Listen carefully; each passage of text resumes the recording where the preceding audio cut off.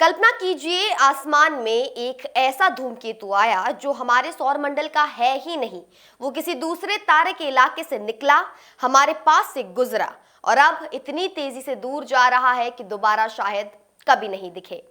इसका नाम है इंटरस्टेलर कॉमेट 3I एटलस। सवाल वही है जो हर किसी के दिमाग में है, क्या इंसान इसे जाते जाते इंटरसेप्ट कर सकता है? यानी इसके पास स्पेसक्राफ्ट भेजकर इसे छू सकता है, इसकी जांच कर सकता है। सबसे पहले ये समझिए कि 3I एटलस इतना चर्चा में क्यों है। नासा के मुताबिक इसे 1 जुलाई 2025 को एटलस नाम के सर्वे टेलीस्कोप ने रिपोर्ट किया था।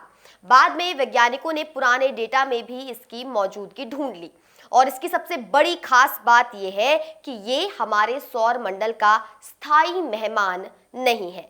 ये बस एक बार आया, सूरज के पास से निकला और अब सीधा बाहर की ओर जा रहा है। अब घबराने वाली बात भी नहीं है। नासा साफ कहता है कि ये पृथ्वी के लिए खतरा नहीं है और पृथ्वी के सबसे नजदीक भी ये बहुत दूर रहा, लगभग 1.8 AU यानी करीब 270 मिलियन किलोमीटर। Space.com की रिपोर्टिंग के मुताबिक इसका पृथ्वी के करीब आने का समय 19 दिसंबर 2025 के आसपास था, यानी कि कल, और उसके बाद ये लगातार हमसे दूर जाता जाएगा। अब आते हैं इंटरसेप्ट पर, और यही सबसे अहम हिस्सा है।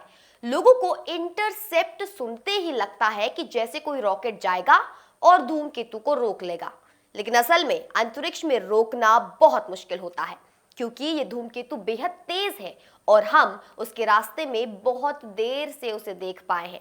ऐसे में वैज्ञानिक जिस चीज की बात करते हैं वो है फ्लाई बाय इंटरसेप्ट, यानी स्पेसक्राफ्ट तेजी से पास से गुजरे, फोटो ले, उसके धुएं, धूल और गैस को मापे और निकल जाए। पर क्या ये अभी संभव है? इस पर रिसर्च पेपर में जो बात निकल कर आती है वो सीधी है, टाइम बहुत कम है। एक स्टडी बताती है कि अगर 3I एटलस की खोज के बाद पृथ्वी से तुरंत मिशन भेजा जाए तो उसे पकड़ने के लिए बहुत ज्यादा अतिरिक्त रफ्तार चाहिए, करीब डेल्टा वेलोसिटी 24 किलोमीटर पर सेकेंड या उससे ज्यादा, जो आम स्पेस मशीनों के लिए बेहद कठिन है।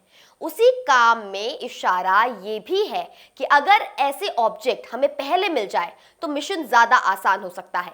मतलब दिक्कत ये नहीं है कि इंसान सोच नहीं सकता, दिक्कत ये है कि ऐसे परदेसी मेहमान अचानक आते हैं और जल्दी निकल जाते हैं। तो फिर उम्मीद कहाँ है? एक उम्मीद है पहले से तैयार वाला तरीका। कुछ वैज्ञानिक और मिशन कॉन्सेप्ट ये सोच रहे हैं कि स्पेसक्राफ्ट को पहले से अंतरिक्ष में एक ऐसी जगह खड़ा कर दिया जाए जहां वो इंतजार कर सके और जैसे ही कोई इंटरस्टेलर ऑब्जेक्ट आए वो तुरंत निकल पड़े। इस तरह के इंटरसेप्टर आइडिया पर रिसर्च चल रही है और इसे भविष्य की जरूरत माना जा रहा है। दूसरी उम्मीद है पहले से चल रहे स्पेसक्राफ्ट से। एक ARXIV पेपर में यह संभावना रखी गई है कि नासा का जूनो स्पेसक्राफ्ट अगर सही मौके और सही रास्ते का फायदा उठा पाए तो 2026 के आसपास 3I एटलस के करीब फ्लाई बाय कर सकता है।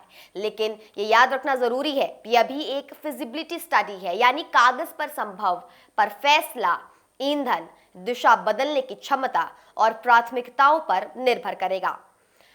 अब निष्कर्ष बिल्कुल सरल शब्दों में ये रहा, 3I एटलस को फिल्म की तरह पकड़कर रोकना लगभग नामुमकिन है, लेकिन इसे जाते जाते पास से उड़कर देखना कुछ खास हालात में संभव हो सकता है। और सबसे बड़ी सीख ये है कि अगली बार ऐसे मेहमान आए तो हमें पहले से तैयार इंटरसेप्टर मशीन चाहिए, क्योंकि इंटरस्टेलर ऑब्जेक्ट मौका एक बार देते हैं और फिर हमेशा के लिए निकल जाते हैं।